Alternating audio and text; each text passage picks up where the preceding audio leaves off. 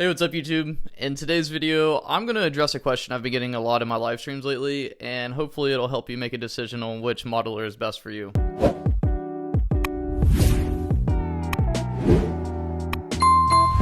So in this video, I'm not going to tell you what's the best. I don't know you, I don't know what your needs are, but a common question I've been getting is like, how do I feel about the Tonemaster Pro? Am I still using it? Is the honeymoon phase over? And what I hope you get out of this video is one, yes, I still use it and I still love it. But two, I want to tell you why, for me, this is the best amp modeler out there. So I'm technically an early adopter. I bought mine in October. The moment it dropped, I bought it that same week. I just so happened to be in a position where I sold all my analog pedals and I wanted to get into the amp modeling world. I was originally looking at the Quad Cortex, and then the Tonemaster Pro dropped, and I was just like, oh, okay, I'll get the Tonemaster Pro. The reason why I decided to get the Tonemaster Pro instead of the Quad Cortex is really for two reasons. One, I enjoyed the interface a lot more on the Tonemaster Pro. When I was looking at it, I was like, man, this looks like all the gear I just sold.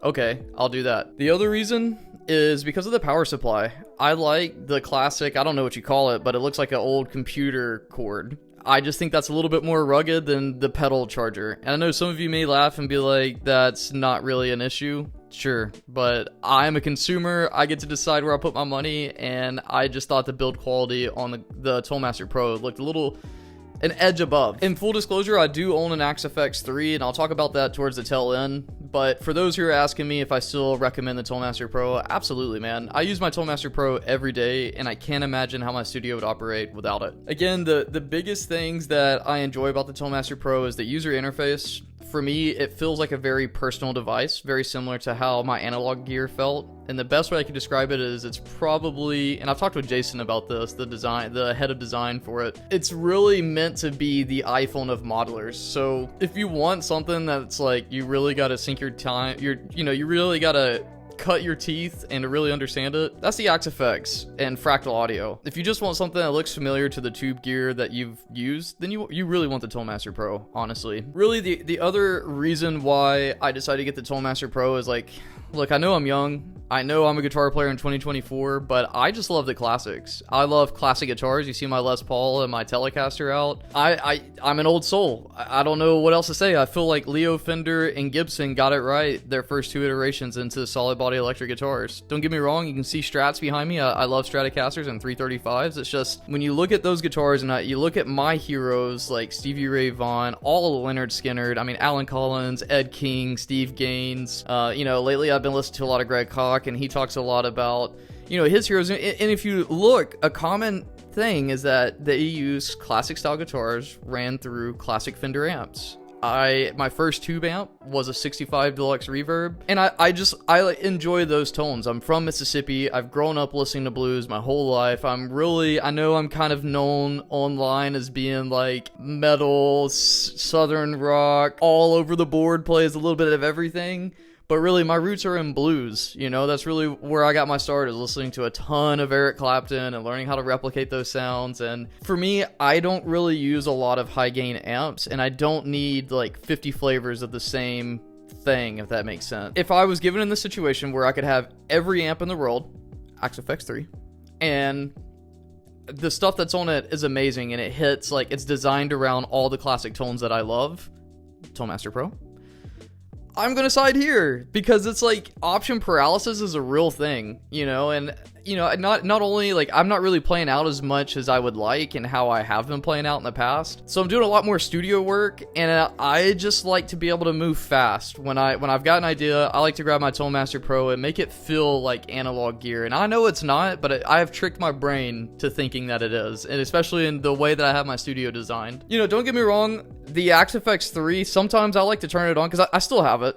I don't use it as much, but it's wired into my interface. I can flick it on and plug my guitar into it and use it. What I like about that is, like, if I just want to try something off the wall and try an amp that I don't have access to, then I will. But I'll just say probably in the last 6 months I've turned on my Axe-FX 3. Maybe, well, I went through a phase where I was trying to see if I would use it full time. It just wasn't as user friendly. I wasn't as fast on it. I couldn't jump through things and get stuff going. I felt like I spent way more time dialing in rigs than I did playing guitar. And while there's a need for that, I I don't know, I just really enjoy the Toolmaster Pro ecosystem, and I enjoy the community behind the Toolmaster Pro. Like on my live streams, one of my favorite things to do is for some of you guys who watch these videos, you jump on and ask questions, and I get to talk about it, and you get to see it in real time. With the Axe FX 3, the community is just, the fractal space is just a little bit different. You know, Fractal's been around for a lot longer, so the community is a lot more refined, a lot more set in their ways, and that's not a bad thing per se, but I will say, like, I've posted on Reddit and have gotten, you know, crapped on because I was doing something the wrong way, because I'm coming into this gear from an analog guy who has sworn I would never get into digital, and then look at my YouTube channel.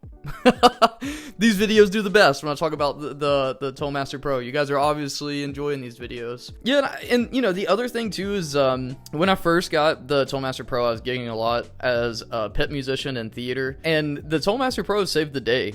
If I were to do, I did the Addams Family, was the last big musical I did as a pit musician. And it was around October all the way through November. One of the things that I enjoyed going with modeling is that I could go directly to the front of the house, send it directly to the theater's sound guy. But one thing that was really cool is our music director, his DI went out, and I literally patched him in through the Toolmaster Pro, did a quick mix on the Toolmaster Pro, and the front of house engineer had no idea. He just thought he lost piano for a second, and then it came back. You know, and that's like a testimony to how powerful, I guess any modeler can do it. I was just like, if you asked me to do that on my Axe FX 3, I just couldn't do it that fast. On the Toolmaster Pro, all I did was like signal path change, do 2. Then I just ran him through, I think, like the tube preamp, and then it was like, that was it. It was it. I just did a little bit of gain staging, sent it out, and the show went on, so to speak, you know? For me, the Toolmaster Pro is just battle proven. I get the tones I love. And they keep adding stuff to it, you know, like, and really, I will say this, I'm kind of a boring guitar player in terms of, like, the rigs. I know I build a lot of rigs, I use these videos as an excuse to really try new things, but at the end of the day, man, I'm really using, like, 3 or 4 amps, and really, I'm mostly using, like, 2 or 3 amps. And my pedal boards are pretty typical of the guys who I listen to. Like, I would say, like, the most difficult music that I play consistently is Tool. Adam Jones's rig, don't let him fool you. I mean, yeah, if I had Adam Jones money, I'm sure I would try all the different stuff that he has. But to get that sound, you don't need a lot. You really don't. Especially if you know how to use your guitar, like looking at the volume knob, and you get like a wah pedal. Like on the last video, I talked about my Tool rig. It's not complicated. You just need a high gain amp, you need a clean amp, and you need an edge of breakup amp. And honestly, your clean amp can serve as both edge of breakup and clean. And honestly, I use the 5150, it's the same thing. If you know how to use a 5150, you can get whatever tones out of it that you want. Like, for example, if you want a good edge of breakup, almost sound like a plexi sound, dude, roll down on that volume knob, and you'll get there. Don't use a green box, use that volume knob and scroop it down, you know? Like, whenever you listen to the close, you know, a lot of Tool, in my opinion, is like edge of breakup, like a not very hardcore metal sound compared to a band like, say, Gojira or Slayer. Those are very high gain amps pushing it, you know, it's not Pantera, so it really just depends on what you're wanting to get out of it. But so yeah, to bring things to a close, the Toolmaster Pro is absolutely a great modeler. It is my favorite modeler that I've used. I've had my hands on all of Fractal stuff, FM9. I haven't used an FM3, but FM9, FM3 are the same thing, just different sizes. And I know some people say, well, more processing. It's still the same ecosystem. I own an Axe FX 3 with the FC12. I own the Toolmaster Pro. I own a bunch of plugins. And I've used the Helix before, and I just like how intuitive the Toolmaster Pro stuff is. Like, you see it. If you've been around the guitar community for a while, you know what the gear is that it's replicating. You know how to use it if you've used a lot of analog gear, and if you don't, the good thing is you just go look it up. And everything that you read about in the analog space, I have found applies to the Toolmaster Pro. Like, for example, a trick I learned from a friend who's a guitar mentor of mine. He pushed me to get my, you know, this guitar you see right here, this is my number 1, this is Amanda, my Les Paul. He pushed me to get my Les Paul and to get a 65 Deluxe to go with it. And then he helped me build my soundboard around, or my pedal board around those two things. And the tricks that I learned, like, for example, get a plexi boost and don't really boost, just have it all the way on to sweeten. And then run compressor and learn how to get into that headspace of that Deluxe so you can get those really luscious tones. all of those tricks that I learned on hardware applied to the software in here. So you're getting like just really, really good analog replica in a digital format that's convenient. Like now my fly rig is like my main rig, if that makes sense, you know? So super simple, super straight to the point. Recording is a breeze, reamping is a breeze. I mean, I know that's going to be true for all digital modelers, but damn, to have all of that and something that's fun to use, that's inspiring to use, and is familiar.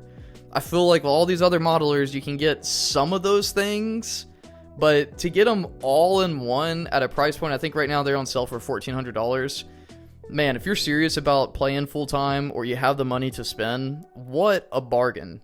So it still has my stamp of approval. I still use it every day. You come onto a live stream, 99 out of 100 times it's the Tonemaster Pro. I might be flicking on my Axe FX3 just to remind myself of why I use the Tonemaster Pro so much, but I love it. So anyways, hopefully that answers y'all's questions, because I've gotten that message probably, not exaggerating, 15 times in the last 2 weeks. Hey, you still using the Tonemaster Pro? You still love it? You still a fanboy? Yes, still a fanboy.